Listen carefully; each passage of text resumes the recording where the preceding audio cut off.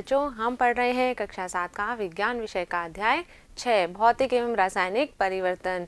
और बच्चों इस पाठ के पिछले भाग में हम पढ़ चुके हैं भौतिक परिवर्तन के बारे में। हमने समझा था कि किस तरह से पदार्थ के भौतिक गुणों में परिवर्तन होने से भौतिक परिवर्तन कहलाता है। बच्चों यहाँ पर हम पढ़ेंगे रासायनिक परिवर्तन के बारे में कि रासायनिक परिवर्तन क्या होता है, किस तरह रासायनिक अभिक्रिया होने से नए पदार्थ का निर्माण होता है। तो चलिए बच्चों शुरू करते हैं, लेकिन उससे पहले हम ले लेते हैं हमारे 2 प्रश्न जो पिछले वीडियो में मैंने आपको होमवर्क के लिए दिए थे। एक बार हम उनका सही उत्तर चेक कर लेते हैं। पहला प्रश्न था हमारा, भौतिक परिवर्तन के 2 उदाहरण बताइए। तो बच्चों हमने देखा था कि भौतिक परिवर्तन में क्या होता है, पदार्थ के भौतिक गुणों में परिवर्तन होता है। तो यहाँ पर हमने 2 उदाहरण दिए हैं बच्चों, कागज को फाड़ना और बर्फ का पिघलना। तो कागज को फाड़ने पर क्या हो रहा है बच्चों, उसको जो कागज है उसके आमाप में परिवर्तन हो रहा है, यानी कि उसके साइज में परिवर्तन हो रहा है। और जबकि बर्फ का जो पिघलना है इसमें क्या हो रहा है बच्चों, अवस्था में परिवर्तन हो रहा है। बर्फ कैसी है, ठोस है और द्रव अवस्था में परिवर्तित हो रही है। तो ये दोनों ही परिवर्तन कैसे हैं, भौतिक परिवर्तन है। दूसरा प्रश्न था बच्चों, क्रिस्टलीकरण किसे कहते हैं। तो हमने पढ़ा था बच्चों कि किसी भी पदार्थ के विलयन से उसकी शुद्ध क्रिस्टल प्राप्त करना क्या कहलाता है, क्रिस्टलीकरण कहलाता है। बच्चों ये हो गए दोनों प्रश्नों के उत्तर। अब बढ़ते हैं हम हमारे टॉपिक की तरफ।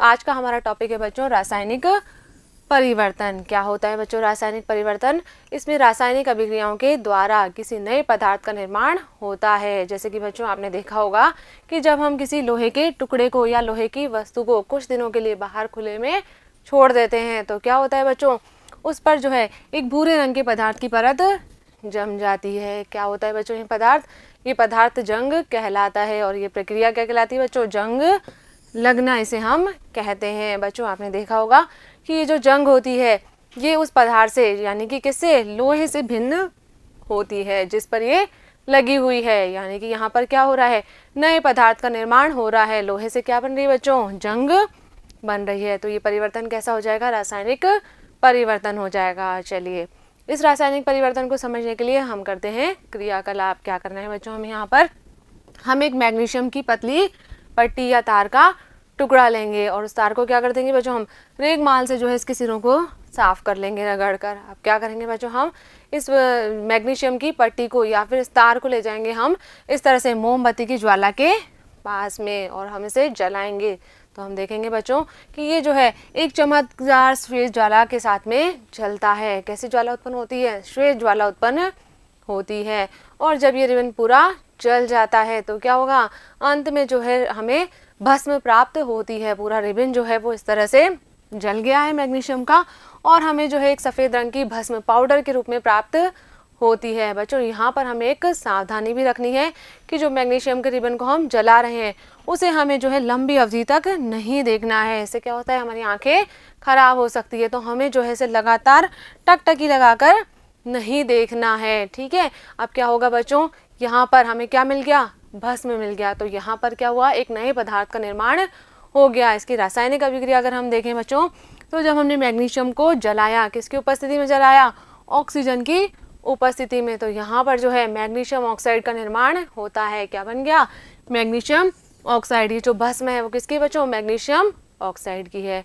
अब बच्चों हम क्या करेंगे, इस भस्म को जो है थोड़ा सा जल मिलाकर घोलने का प्रयास करेंगे। एक विलयन हम इसका बनाएंगे और फिर हम इसकी लिटमस पत्र की सहायता से अम्लीयता अथवा क्षारीयता की जांच करेंगे। क्या करना है बच्चों, हमें इस भस्म को हमने एकत्रित कर लिया और थोड़ा सा जल मिलाकर इसका हमने जलीय विलयन बना लिया। और जब हम लिटमस पत्र से इसकी जांच करेंगे तो हम देखेंगे कि ये जो विलयन है ये लाल लिटमस को नीला कर देता है। और बच्चों जब हमने अम्ल, क्षार और लवण पढ़े थे तो वहाँ पर हमने समझा था कि जो क्षारक होते हैं वो क्या करते हैं, लाल लिटमस को नीला कर देते हैं। तो हम यहाँ पर कह सकते हैं कि इसकी प्रकृति कैसी हो जाएगी, क्षारकीय प्रकृति होगी। चलिए इसकी अभिक्रिया को समझते हैं बच्चों। जब हमने क्या किया, भस्म को जल में घोला तो क्या बन गया, नया पदार्थ यहाँ पर बन गया। भस्म जो थी बच्चों क्या थी, मैग्नीशियम ऑक्साइड थी, उसमें हमने मिला लिया जल यानी कि H2O मिला दिया। तो नया पदार्थ क्या बन जाता है, यहाँ पर मैग्नीशियम हाइड्रोक्साइड का निर्माण हो जाता है। तो यहाँ पर बच्चों यदि हम सभी अभिक्रिया को एक साथ देखें तो क्या हो रहा था, मैग्नीशियम को जब हमने जलाया था तो नया पदार्थ क्या बना था, मैग्नीशियम ऑक्साइड बना था। और जब इसे हमने जल में घोल दिया तो क्या बन गया बच्चों, मैग्नीशियम हाइड्रोक्साइड बन गया। अब यहाँ पर क्या हो रहा है, नए पदार्थ का निर्माण हो रहा है। तो ये अभिक्रिया भी कैसी हो गई, रासायनिक परिवर्तन हो गया यहाँ पर। तो हम कह सकते हैं कि जो भी रासायनिक परिवर्तन हो रहे हैं उसमें क्या हो रहा है, रासायनिक अभिक्रिया के द्वारा नए पदार्थों का निर्माण होता है। चलिए बच्चों, एक क्रियाकलाप हम और करते हैं इस रासायनिक परिवर्तन को अच्छे से समझने के लिए। क्या करना है बच्चों, हमें कांच का एक गिलास लेंगे और उसमें हम डाल देंगे बच्चों आधा कप पानी डाल देंगे। अब हमें उसमें डालना है बच्चों कॉपर सल्फेट डाल देंगे थोड़ा सा, और 2-4 बूंदे हम उसमें मिला देंगे तनु सल्फ्यूरिक अम्ल की। तो इस तरह से जो है हमारा एक विलयन तैयार हो जाएगा, और ये विलयन जो होगा बच्चों कैसा होगा, नीले रंग का विलयन होगा। अब क्या कर देना है बच्चों हमें कि ये जो विलयन हमने तैयार किया है इसका थोड़ा सा नमूना जो है वो हम एक परख नली में अलग रख देंगे। ऐसा हम इसलिए कर रहे हैं बच्चों कि जब हम आगे प्रक्रिया करेंगे तो क्या होगा, इस विलयन का रंग परिवर्तन हो जाएगा। तो हमें जो है मूल विलयन का रंग भी हमारे पास में अलग से होना चाहिए ताकि हम उसमें अंतर कर सकें। अब क्या करेंगे बच्चों, हम लेंगे लोहे की एक ब्लेड लेंगे और उस ब्लेड को हम जो है उस विलयन के अंदर डाल देंगे। आधे घंटे के लिए हम विलयन को ऐसे ही छोड़ देंगे। आधे घंटे बाद हम उस ब्लेड को उस विलयन से बाहर निकाल देंगे। बच्चों हम यहाँ पर देखेंगे कि जो विलयन का रंग है वो परिवर्तित हो जाता है, यानी कि यहाँ पर क्या हो रहा है, कोई रासायनिक अभिक्रिया हो रही है जिससे विलयन के रंग में परिवर्तन होता है।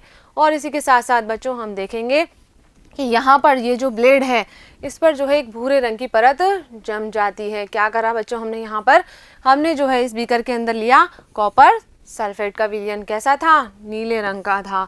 और जब हमने इसमें लोहे का एक टुकड़ा डाल दिया, लोहे की ब्लेड हमने डाल दी, तो इसमें रासायनिक अभिक्रिया हुई और विलयन का रंग कैसा हो गया बच्चों, हरा यहाँ पर हो गया। और जो हमारी ब्लेड थी उस पर जो है एक भूरे रंग की परत निक्षेपित हो जाती है। ऐसा क्यों हो रहा है बच्चों, क्योंकि हमने क्या किया था, जब इसमें लोहा डाल दिया था तो रासायनिक अभिक्रिया के द्वारा यहाँ पर किसका निर्माण हो गया था, आयरन सल्फेट का निर्माण हो गया था। और जो कॉपर इसके अंदर था वो कॉपर की परत इस ब्लेड पर निक्षेपित हो जाती है। क्या कह सकते हैं बच्चों हम यहाँ पर, कॉपर सल्फेट और लोहे के बीच में अभिक्रिया होती है और एक नया पदार्थ बनता है बच्चों। कौन सा बनता है, आयरन सल्फेट का निर्माण होता है। और जो हमारी ब्लेड है इस पर भूरा निक्षेप किसका है बच्चों, कॉपर का होता है। और विलयन का रंग कैसा हो रहा है, नीले से हरा हो जाता है। तो यहाँ पर भी क्या हो रहा है बच्चों, रंग में भी परिवर्तन हो रहा है, नए पदार्थ का निर्माण भी हो रहा है। इसकी हम अभिक्रिया देखें बच्चों तो क्या हो रहा है, यहाँ पर कॉपर सल्फेट और लोहा मिलकर क्या कर रहे हैं, आयरन सल्फेट का निर्माण कर रहे हैं और कॉपर यहाँ पर अलग हो जाता है बच्चों। पहले जो हमारा विलयन था कैसा था, नीला था, और बाद में कैसा हो गया, हरा हो गया। और ये जो कॉपर है ये भूरे रंग की परत के रूप में जो हमारी ब्लेड है उस पर निक्षेपित हो जाता है। चलिए बच्चों, यहाँ पर भी हमें समझ में आ गया क्या हो रहा है, यहाँ पर भी रासायनिक परिवर्तन हो रहा है बच्चों। अब हम एक क्रियाकलाप यहाँ पर और करेंगे इस रासायनिक परिवर्तन को अच्छे से समझने के लिए। क्या करना है बच्चों, हमें यहाँ पर हम लेंगे बच्चों एक परख नली और उसके अंदर हम डाल देंगे थोड़ा सा सिरका। अब सिरका हमने डाल दिया और फिर हम लेंगे बच्चों थोड़ा सा इसमें खाने का सोडा। जैसे ही हम इस सिरके में खाने का सोडा मिलाएंगे तो बुदबुदाहट के साथ में गैस उत्पन्न होगी और उसके साथ में बुदबुदाहट की हमें ध्वनि भी सुनाई देगी। अब क्या करना है बच्चों, हमें यहाँ पर जो है एक दूसरी परख नली लेनी है और हम कांच की एक इस तरह से मुड़ी हुई नली लेंगे और इसकी व्यवस्था इस प्रकार से करेंगे कि इस परख नली में जो गैस बन रही है वो इस नली से होते हुए कहाँ चली जाए, इस दूसरी परख नली में चली जाए। बच्चों ये जो परख नली है इसमें हम लेंगे थोड़ा सा चूने का पानी लेंगे।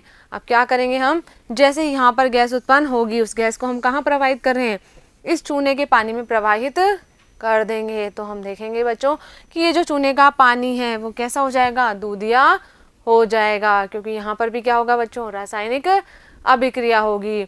इन अभिक्रियाओं को देखते हैं बच्चों हम कि जो हमने परख नली ली सबसे पहले उसमें हमने क्या लिया था बच्चों, सिरका लिया था और थोड़ा सा खाने का सोडा लिया था। जो खाने का सोडा होता है उसका रासायनिक नाम होता है बच्चों सोडियम हाइड्रोजन कार्बोनेट। तो क्या होगा बच्चों, जब इन दोनों के बीच में अभिक्रिया होगी तो कार्बन डाइऑक्साइड गैस का निर्माण होता है और ये जो कार्बन डाइऑक्साइड गैस है यही बुदबुदाहट के साथ में बाहर निकलती है। अब क्या किया बच्चों, हमने जब कार्बन डाइऑक्साइड और चूने के पानी के बीच में अभिक्रिया कराई तो वहाँ पर क्या हो रहा था बच्चों, कार्बन डाइऑक्साइड और चूने के पानी मिलकर क्या कर रहे हैं, कैल्शियम कार्बोनेट का निर्माण करते हैं और साथ में क्या बनता है, जल बनता है। और इस कैल्शियम कार्बोनेट के कारण ही जो चूने का पानी है वो कैसा हो जाता है बच्चों, दूधिया हो जाता है। यानी कि यहाँ पर क्या हो रहा है, कार्बन डाइऑक्साइड और चूने के पानी से क्या बन जाएगा, कैल्शियम कार्बोनेट बन जाएगा और जो चूने का पानी है वो दूधिया हो जाएगा, उसके रंग में परिवर्तन हो जाएगा। तो यहाँ पर भी क्या हो रहा है बच्चों, रासायनिक अभिक्रिया हो रही है, नए पदार्थ का निर्माण हो रहा है। बच्चों जब कोई भी रासायनिक परिवर्तन होता है तो उसमें क्या होता है, नए पदार्थ का निर्माण होता है। तो हम क्या कह सकते हैं यहाँ पर कि वह परिवर्तन जिसमें एक अथवा एक से अधिक नए पदार्थ बनते हैं क्या कहलाता है, रासायनिक परिवर्तन कहलाता है। बच्चों जितने भी नए पदार्थों का निर्माण होता है वो किसकी वजह से हो रहा है, रासायनिक परिवर्तन के कारण ही हो रहा है। हमारे जीवन में भी इस रासायनिक परिवर्तन का अत्यधिक महत्व है। जैसे कि हम देखें, भोजन का पाचन है, फलों का पकना, दही का बनना, अंगूरों का किण्वन, इन सभी प्रक्रियाओं में क्या होते हैं, रासायनिक परिवर्तन होते हैं। इसी के साथ साथ बच्चों जो औषधि बनाई जाती है, प्लास्टिक या फिर अपमार्जक बनाए जाते हैं, इनमें भी क्या होता है, रासायनिक परिवर्तन होता है। बच्चों ये जो रासायनिक परिवर्तन है इसका हमारे दैनिक जीवन में भी बहुत उपयोग होता है। जैसे कि दूध से दही बन रहा है तो क्या हो रहा है, इसमें भी रासायनिक परिवर्तन हो रहा है। इसी प्रकार बच्चों ये जो रासायनिक प्रक्रिया है, रासायनिक अभिक्रियाएं जो हो रही है, इनके अंदर क्या है कि हमने बात की कि नए पदार्थों का निर्माण तो होता है, इसी के साथ साथ कुछ अन्य घटनाएं भी हमें देखने को मिल सकती है। जैसे कि क्या बच्चों, ऊष्मा, प्रकाश अथवा अन्य प्रकार के विकिरण निर्मुक्त भी हो सकते हैं और अवशोषित भी हो सकते हैं। जैसे कि जब हमने मैग्नीशियम के रिबन को जलाया था तो क्या हुआ था, वहां पर प्रकाश उत्पन्न हुआ था। इसी के साथ साथ बच्चों रासायनिक अभिक्रियाओं में ध्वनि भी उत्पन्न हो सकती है। जब हमने सिरका और खाने के सोडे को मिलाया था तो बुदबुदाहट की ध्वनि वहां पर उत्पन्न हुई थी। इसके अलावा बच्चों गंध में परिवर्तन हो सकता है या किसी नई गंध का निर्माण भी वहां पर हो सकता है। जो हमारा नया पदार्थ बना है उसमें कोई विशेष गंध भी हो सकती है। जैसे कि हम बात करें अंगूरों के किण्वन की, तो किण्वन की प्रक्रिया के परिणाम स्वरूप जो पदार्थ बनता है उसमें तीव्र गंध होती है। इसी के साथ साथ बच्चों रंग में परिवर्तन हो सकता है या किसी गैस का निर्माण हो सकता है। जब हमने क्या किया था, कार्बन डाइऑक्साइड गैस को चूने के पानी में प्रवाहित किया था तो उसका रंग कैसा हो गया था बच्चों, दूधिया हो गया था। यानी कि रंग में परिवर्तन भी हो सकता है। और जब हमने सिरका और खाने के सोडे को मिलाया था तो कौन सी गैस बनी थी बच्चों, वहां पर कार्बन डाइऑक्साइड गैस का निर्माण हुआ था। तो हम कह सकते हैं कि रासायनिक परिवर्तन में किसी नए पदार्थ के बनने के साथ साथ ये परिवर्तन भी हमें दिखाई दे सकते हैं। चलिए बच्चों आगे बढ़ते हैं। आगे है बच्चों कि जब हमने मैग्नीशियम के फीते को, कोयले को, लकड़ी को या पत्तियों को जलाया तो क्या हो रहा है, इनमें रासायनिक परिवर्तन हो रहा है क्योंकि इनमें दहन की प्रक्रिया होती है और इसमें क्या होता है बच्चों, प्रकाश उत्पन्न होता है, धुआं उत्पन्न होता है, विभिन्न प्रकार की गैसों का निर्माण होता है। तो ये क्या हो जाएगा, ये भी रासायनिक परिवर्तन है और इसमें सदैव ऊष्मा का उत्पादन होता है। इसी प्रकार बच्चों जब हम पटाखे जलाते हैं तो वो भी क्या है, एक रासायनिक परिवर्तन है। क्या होता है, पटाखों के जलने से ऊष्मा, प्रकाश, ध्वनि और अरुचिकर गैसें उत्पन्न होती है। और बच्चों ये जो गैसें होती है ये वायुमंडल को प्रदूषित करती है। प्रदूषक गैसें होती है जिससे वायुमंडल में प्रदूषण का स्तर बढ़ता है। इसी के साथ साथ बच्चों भोजन सामग्री का सड़ना या फिर कटे हुए सेब के रंग का बदलना या फिर जो प्रकाश संश्लेषण की क्रिया है, इन सभी में भी क्या हो रहा है, रासायनिक परिवर्तन होते हैं। तो हम बात कर चुके हैं बच्चों कि जो रासायनिक परिवर्तन है इनका हमारे जीवन में एक बहुत ही विशेष महत्व होता है। चलिए बच्चों आगे बढ़ते हैं। नेक्स्ट है बच्चों हमारे पास में लोहे में जंग का लगना। अभी हमने देखा कि लोहे में जंग का लगना भी क्या है बच्चों, एक रासायनिक परिवर्तन है। हमने देखा कि जब हम लोहे की वस्तुओं को कुछ दिनों के लिए खुले में छोड़ देते हैं तो क्या होता है, उन पे जंग लग जाती है, भूरे रंग के पदार्थ की एक परत जम जाती है। हम क्या कहते हैं कि इस वस्तु पर जंग लग गई। और ये जो जंग लगने का प्रक्रम है इससे लोहे की वस्तुएं जो हैं वो धीरे धीरे नष्ट हो जाती है। बच्चों आपको पता है कि लोहे का उपयोग बहुत सारे कार्यों में किया जाता है, बहुत सारी वस्तुओं को बनाने में किया जाता है, जैसे कि पुल, जहाज, कार, ट्रक आदि का ढांचा बनाने के लिए। और यदि इनमें जंग लग जाती है तो क्या होता है बच्चों, बहुत अधिक आर्थिक हानि होती है। तो बच्चों ये जो प्रक्रिया है जंग लगने की, इसकी यदि हम रासायनिक अभिक्रिया की बात करें तो ये कुछ इस तरह से लिख सकते हैं हम कि लोहा जब ऑक्सीजन और जल से अभिक्रिया करता है तो किसका निर्माण होता है बच्चों? जंग का निर्माण, यानी कि आयरन ऑक्साइड का निर्माण यहाँ पर होता है। हम लिख सकते हैं बच्चों कि Fe जब O2 और H2 से विक्रिया करेगा तो किसका निर्माण होगा? Fe2O3 का निर्माण होता है। तो यहाँ पर हम कह सकते हैं बच्चों कि जंग लगने के लिए ऑक्सीजन और जल दोनों की उपस्थिति अनिवार्य होती है, यानी कि इन दोनों की उपस्थिति में ही क्या होता है? जंग लगने का प्रक्रम होता है। और बच्चों हमें पता है कि वायु में यदि आर्द्रता की मात्रा अधिक होगी, नमी अधिक होगी, तो क्या होगा? जंग जल्दी लगेगी। और इसीलिए जो समुद्र तटीय क्षेत्र होते हैं उनमें रेगिस्तानी क्षेत्रों की अपेक्षा जंग लगने की प्रक्रिया अधिक होती है, यानी कि यदि हम समुद्र तटीय क्षेत्रों के आसपास रहते हैं तो वहां पर लोहे की वस्तुओं में जंग अधिक तेजी से लगती है। अब बच्चों ये जो जंग लगने की प्रक्रिया है इसे किस प्रकार से रोका जाए, चलिए उसके बारे में बात करते हैं। तो बच्चों जो लोहे की वस्तुएं हैं उन्हें हम ऑक्सीजन या जल या फिर दोनों के संपर्क में आने से बचाकर हम जंग लगने की प्रक्रिया को रोक सकते हैं। हमें पता है कि जो जंग लग रही है वो किसकी उपस्थिति में लग रही है? ऑक्सीजन और जल की उपस्थिति में। तो यदि हम लोहे को इन दोनों के संपर्क से बचा लें तो जंग भी नहीं लगेगी। इसके लिए क्या कर सकते हैं बच्चों? लोहे की जो वस्तुएं होती हैं उन पर पेंट अथवा ग्रीस की एक परत चढ़ा दी जाती है, जिससे क्या होगा? लोहा जो है वो डायरेक्ट वायु यानी कि ऑक्सीजन या जल के संपर्क में नहीं आएगा।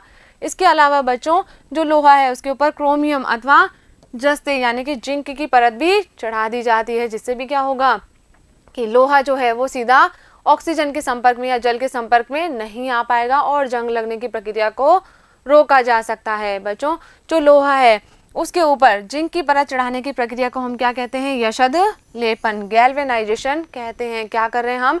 लोहे के ऊपर जो है जिंक की एक परत चढ़ा देते हैं, जिससे लोहे का बचाव हो जाता है। किससे? जंग से। बच्चों आपने देखा होगा कि जो हमारे घरों में लोहे के पाइप होते हैं उनके ऊपर भी क्या किया जाता है? यशद लेपन किया जाता है, जिससे क्या होता है? उनमें जंग नहीं लगती है, क्योंकि ये जो पानी की आपूर्ति के लिए पाइप उपयोग में लिए जा रहे हैं तो ये क्या है? वायु के संपर्क में भी आते हैं और पानी तो इनमें से प्रवाहित हो ही रहा है, तो इन पर जंग जल्दी लग सकती है। तो इसीलिए हम इस पर क्या किया जाता है? इस पर जो है यशद लेपन कर दिया जाता है, जिससे क्या होता है? इनमें आसानी से जंग नहीं लगती है। बच्चों आपको पता है कि जो लोहे के बड़े बड़े जहाज होते हैं वो भी किसके बने होते हैं? लोहे के बने होते हैं, और इनका एक भाग जो है वो हमेशा पानी में डूबा रहता है। और समुद्र का पानी कैसा होता है बच्चों? खारा होता है, इसमें लवण की मात्रा अधिक होती है, और ये जो लवण होते हैं ये क्या करते हैं बच्चों? जंग लगने के प्रक्रम को बढ़ा देते हैं। इसलिए क्या किया जाता है? जहाजों पर जो है उनकी जो सतह है उस पर अच्छे से पेंट किया जाता है, लेकिन फिर भी क्या होता है बच्चों? पेंट होने के बावजूद भी क्योंकि समुद्र का पानी बहुत ही खारा है तो उनमें जल्दी से जंग लग जाती है। और इसीलिए क्या होता है बच्चों? आर्थिक हानि भी अधिक होती है, क्योंकि जो जहाज है उनके कुछ लोहे के भागों को प्रतिवर्ष बदलने की आवश्यकता पड़ती है। तो इस वजह से क्या हो रहा है बच्चों? ये जो जंग लगने की प्रक्रिया है इससे हमें बहुत हानि भी होती है। अब बच्चों हम जो है अपने घरों में स्टेनलेस स्टील के बर्तन यूज़ करते हैं, जिनमें क्या होता है? वो लोहे के बर्तन हैं, लेकिन उनमें आसानी से जंग नहीं लगती है। क्यों नहीं लगती है बच्चों? क्योंकि इसका जो लोहा है उसमें कार्बन और क्रोमियम या फिर निकल तथा मैग्नीज जैसे धातुएं मिला दी जाती हैं, जिससे क्या होता है? स्टेनलेस स्टील का निर्माण हो जाता है और उन बर्तनों में किसी भी प्रकार की जंग नहीं लगती है। तो ये कुछ प्रक्रियाएं हैं जिनसे हम क्या कर सकते हैं? जंग लगने के प्रक्रम को रोक सकते हैं। बच्चों यहाँ पर हमारा ये रासायनिक परिवर्तन वाला भाग कंप्लीट होता है। मुझे उम्मीद है कि इस वीडियो में हमने जो भी बातें की है वो आपने अच्छे से समझी होगी और अपनी कॉपी में नोट भी कर ली होगी। बच्चों मिलेंगे हम अगले वीडियो में इस पाठ के अभ्यास प्रश्नों के साथ। तब तक आप पढ़ते रहिए, आगे बढ़ते रहिए।